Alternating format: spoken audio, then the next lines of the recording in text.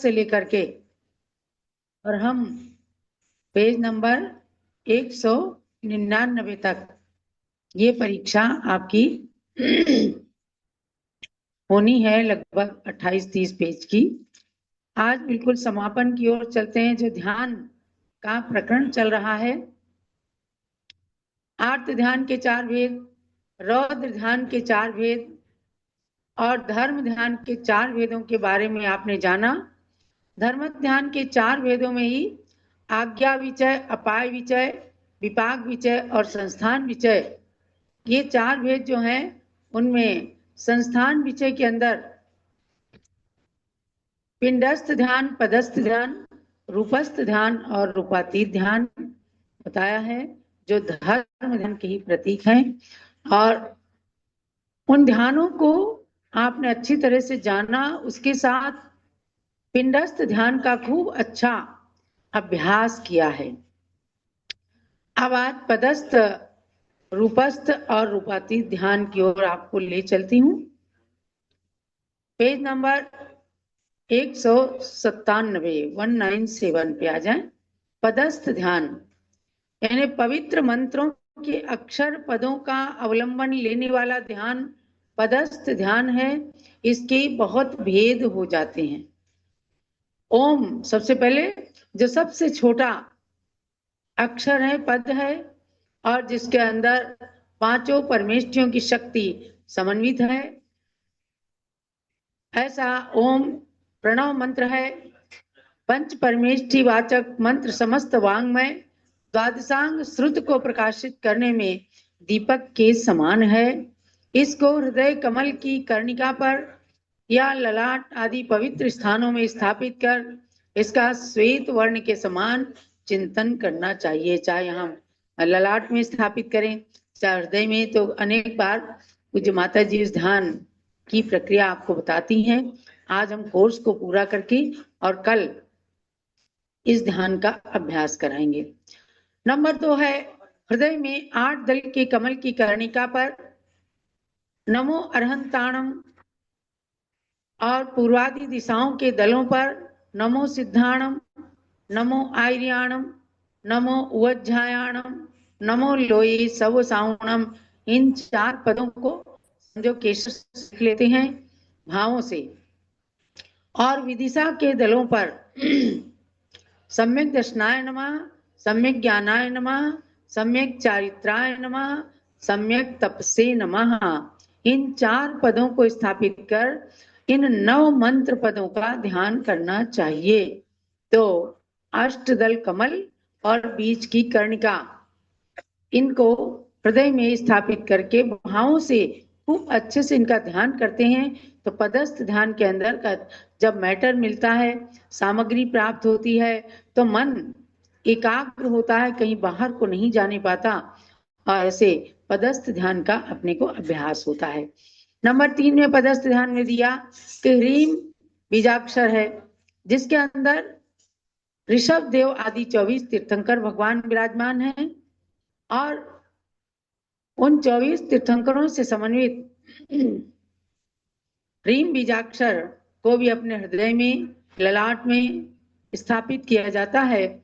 और पंचवर्णी तीर्थंकरों को ह्रीम को भी पंचवर्णी माना है। उन 5 वर्णी ह्रीम के अंदर यथा स्थान उन तीर्थंकरों को विराजमान करके और उसको अच्छे से देखा जाता है, तो काफी देर तक मन ध्यान में केंद्रित होता है।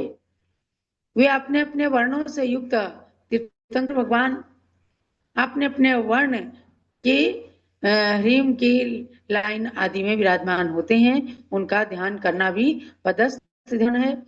और जब सामायिक करके पिंडस्थ पदस्थ कोई भी ध्यान करते हैं, अथवा अगर ध्यान में नहीं मन लगे या छोटा ध्यान किया तो जाप आदि भी करते हैं। यदि ध्यान करने की क्षमता ना हो तो महामंत्र आदि मंत्रों का जाप करना।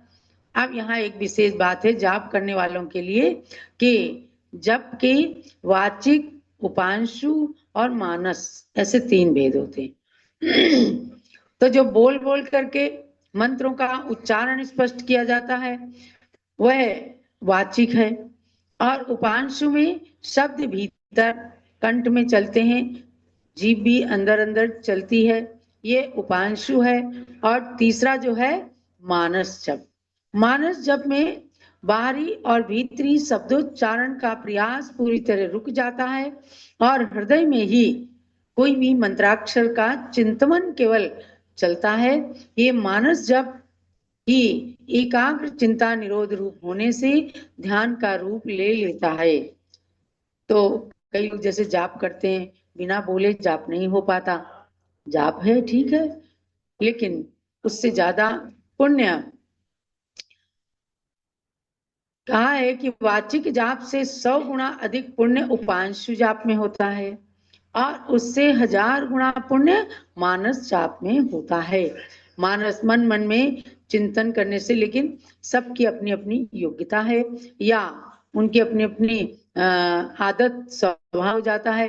तो जिस प्रकार से भी जाप करें, लेना तो भगवान का ही नाम है। जब ध्यान में स्थित होने का विशेष प्रकल्प मन के अंदर आता है तो ऐसे में मन मन के अंदर जाप करने की आदत डालनी होती है, ताकि हम आगे ध्यान में भी अभ्यास कर सकें, ध्यान में भी आगे बढ़ सकें। महामंत्र के 5 पदों के उच्चारण में 3 श्वासोच्छ्वास होते हैं। जब भी मैं ध्यान कराती हूँ 3 श्वासोच्छ्वास में नमोकार महामंत्र का जाप होता है। नमो अरिहंताणम में श्वास भरा जाता है, नमो सिद्धाणम में श्वास को छोड़ा जाता है, नमो आइर्याणम में श्वास लेते हैं, नमो ओज्झाणम में श्वास को छोड़ते हैं, नमो लोई में श्वास खींचा जाता है यानी भरा जाता है और सव साउणम में श्वास छोड़ा जाता है। ये 5 लाइन है, लेकिन 5 लाइन में 3 बार श्वास लेना और 3 बार श्वास छोड़ना, इसको कहते हैं श्वासोच्छ्वास। तो ऐसे एक नमोकार मंत्र में 3 श्वासोच्छ्वास होते हैं और 9 महामंत्र के जाप में 27 श्वासोच्छ्वास होते हैं। तो मुनियों की देव वंदना आदि क्रियाओं में इन उच्छ्वासों से ही गणना बताई गई है। इस विधि से जाप करने में सहज ही प्राणायाम का अभ्यास हो जाता है। हमारे आचार्यों ने जो भी चरणान योग ग्रंथ में, द्रव्यान योग ग्रंथ में साधुओं की चर्या या साधुओं के द्वारा किए वाले ध्यान का वर्णन किया है, उन सब में बहुत ही साइंटिफिक तरीका रहा है कि आत्मा का कल्याण हो, कर्मों की निर्जरा हो और शारीरिक स्वस्थता भी इसके साथ में रहे। क्योंकि साधुओं को क्या है, एक बार आहार लेना होता है, एक बार आहार लेने में आपका वात पित्त कफ सब कुछ बैलेंस के अंदर रहे, इसके लिए प्राणायाम भी उनके लिए आवश्यक होता है। और वह प्राणायाम यदि सुबह से लेके रात तक 28 कृतिकर्म जो साधु के बताए गए हैं, उन सब में यदि श्वासोच्छ्वास पूर्वक हर जगह नमोकार मंत्र का जाप पे किया जाए तो अपने आप प्राणायाम हो जाता है, अलग से प्राणायाम करने की आवश्यकता नहीं होती। ये हुआ आपका पदस्थ ध्यान। पदस्थ ध्यान का शॉर्ट रूप क्या हुआ, किसी ना किसी मंत्र को लेते हैं, चाहे ओम ह्रीम अरहम अस्या उषा या नमोकार मंत्र के 5 या अष्टदल कमल के ऊपर 9 पदों को स्थापित करके और फिर अपने चित्त को एकाग्र करना, उसे मन मन में ही सुझाव देते हुए कि अब हम नमो अरिहंताणम को देख रहे हैं, अब नमो सिद्धाणम पर मन को ले जाना है। ऐसे करके मन को अंतरंग में ही सुझाव दे दे करके और ध्यान की ओर बढ़ते हैं। तो ध्यान आज जो है ध्यान की साधना है, एकाग्र चिंता निरोध रूप ध्यान चतुर्थ काल में महामुनियों को ही होता है। तो पिंडस्थ ध्यान हो गया, पदस्थ ध्यान हो गया। हमने आपको 2 दिन पहले सामायिक सिखाई, जो प्राचीन सामायिक होती है। मूलाचार के अंदर भी कृतिकर्म के साथ देव वंदना कही गई, देव वंदना का ही दूसरा नाम है सामायिक, उसको भी हमने आपको बताया था। अब इस कोर्स के अंदर जो ध्यान का प्रकरण समाप्त हो रहा है, उसने पिंडस्थ ध्यान पदस्थ ध्यान आपने जाना और पिंडस्थ ध्यान की धारणाएं जानी, पदस्थ ध्यान के रूप जान लिए। अब तीसरा ध्यान आता है रूपस्थ ध्यान। रूपस्थ माने मूर्तिक, मूर्तिक स्वरूप में स्थित व्यक्तित्व का ध्यान, यानी अरहंत भगवान के स्वरूप का चिंतन करना रूपस्थ ध्यान है। इसमें समूह शरण में स्थित अरहंत परमेष्ठी का ध्यान किया जाता है। समूह शरण में चतुर्मुखी ब्रह्मा रूप में भगवान विराजमान रहते हैं। कैसे? उसके अंदर समूह शरण में भूमियां हैं, चैत्य प्रासाद भूमि, खातिका भूमि और लता भूमि। ये सब जो भूमियां हैं उनको क्रम क्रम से देखना ध्यान में, और फिर बीचों बीच में गंधकुटी के अंदर चतुर्मुखी ब्रह्मा के रूप में अरहंत भगवान को देख करके और पूरे समूह शरण में एकदम लीन हो जाना, ये रूपस्थ ध्यान कहलाता है। और रूपातीत ध्यान सिद्धों के गुणों का चिंतन करते हुए लोकाग्र में स्थित सिद्धों का ध्यान करना रूपातीत ध्यान है। एक तो सिद्धों के गुणों का, कैसे कैसे सिद्ध भगवान ने 8 कर्मों का नाश किया, 8 कर्मों के नाश से कौन कौन से 8 गुण प्रकट हुए, इन बातों का चिंतन करना। या फिर सिद्ध शिला का आकार बना करके अर्धचंद्राकार सिद्ध शिला पर सिद्ध परमेष्ठी का ध्यान करना, सिद्धों का ध्यान करना रूपातीत ध्यान कहलाता है। क्योंकि सिद्ध भगवान क्या है? रूपातीत है, उनके देह नहीं है, विदेह है, बिना शरीर अशरीरी सिद्धात्मा है। तो उनको देखना, प्रयास करना या उनके स्वरूप का चिंतन करना, ये रूपातीत ध्यान है। अथवा सिद्ध का ध्यान करते हुए अपनी आत्मा को सिद्ध समझकर उसी में तन्मय हो जाना, ये रूपातीत ध्यान है। इन ध्यानों के अभ्यास से योगी जन निर्विकल्प ध्यान में पहुंचने की योग्यता प्राप्त कर लेते। देखो क्या है, यह है ध्यान की साधना। और जब साधना करेंगे तो एक दिन सिद्धि हो जाती है। तो जब धीरे धीरे ध्यान का अभ्यास बढ़ाते हैं तो आगे जाकर के उत्तम संगठन जब मिलेगा तो सिद्ध बनने की योग्यता और अपने आत्मा के अंदर सिद्ध बनने के कारण बहुत निर्विकल्प ध्यान में स्थित होने की शक्ति प्राप्त होती है। हाँ, यहाँ पर एक शंका की गई कि सम्यक दृष्टि को तो मात्र अपनी शुद्धात्मा का ध्यान करना चाहिए, क्योंकि पर का अवलंबन तो अनादिकाल से लेते हैं, ऐसा किसी ने प्रश्न किया। तो इसका उत्तर दिया जा रहा है कि सम्यक दृष्टि है, लेकिन असंयत सम्यक दृष्टि गृहस्थ में रहने वाले वस्त्रधारी लोग हैं, उनको कभी भी शुद्धात्मा का ध्यान नहीं हो सकता।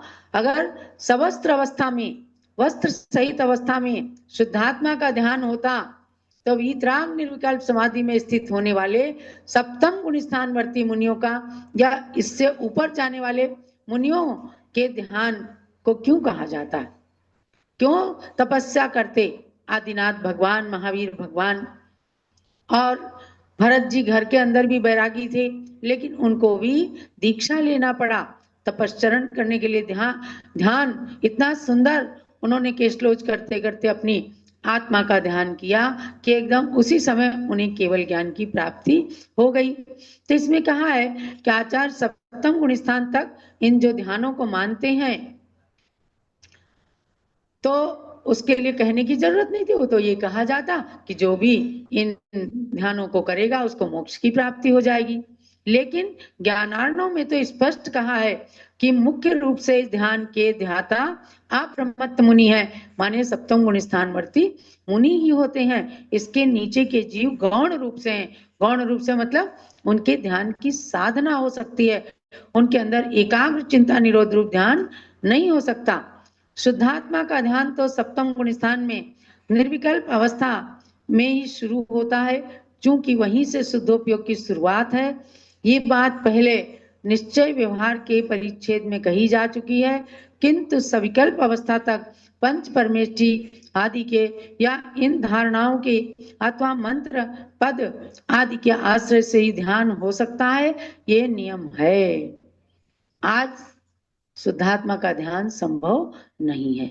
हम सब धर्म ध्यान कर सकते हैं, शुक्ल ध्यान की प्राप्ति आज किस मुनियों को भी नहीं है, और जब मुनियों को भी थी तो भी वस्त्रधारी को कभी भी शुद्धात्मा का ध्यान नहीं हो सकता, क्योंकि वस्त्र उनके लिए बाधक हैं।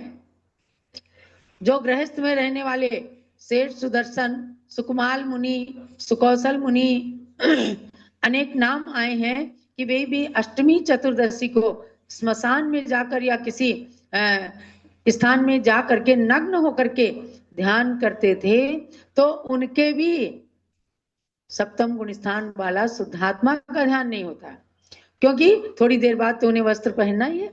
परंतु अभ्यास करते थे कि जिस तरह मुनियों के कर्मों की निर्जरा हो रही है, उसमें अधिक से अधिक निर्जरा हमारे भी कर्मों की हो जाए। तो इसके लिए उन सब ने अभ्यास किया, क्योंकि उनके हृदय में भावना हुआ करती थी कि हमें मुनि व्रत धारण करना है।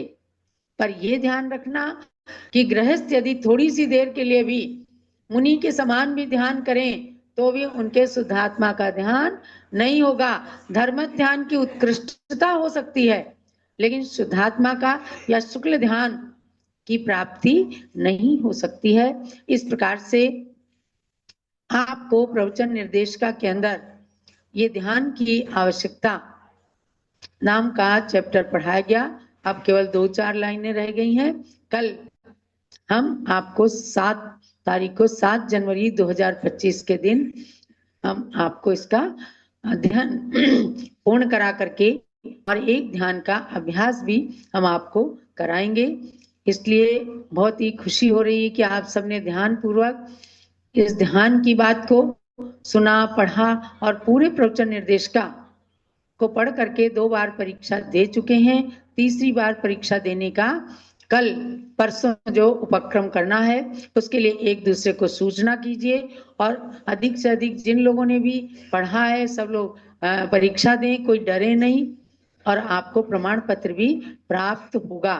बीच में कई प्रकार के ब्रेक आए हैं, लेकिन धार्मिक अनुष्ठान आदि के कारण, विशेष कार्यक्रमों के कारण व्यवधान आया है, किंतु आप सब लोगों ने रुचि रखते हुए इस ग्रंथ का अच्छा अध्ययन किया। इसके लिए आपको बहुत बहुत मंगल आशीर्वाद है। इसी प्रकार से ज्ञान की आराधना करते हुए उसकी वृद्धि करते रहे, सम्यक ज्ञान के द्वारा आगे सम्यक चारित्र को भी धारण करके और संसार समुद्र से पार होने का उपक्रम करें। यही सबके लिए मंगल आशीर्वाद है। आप गुरु भक्ति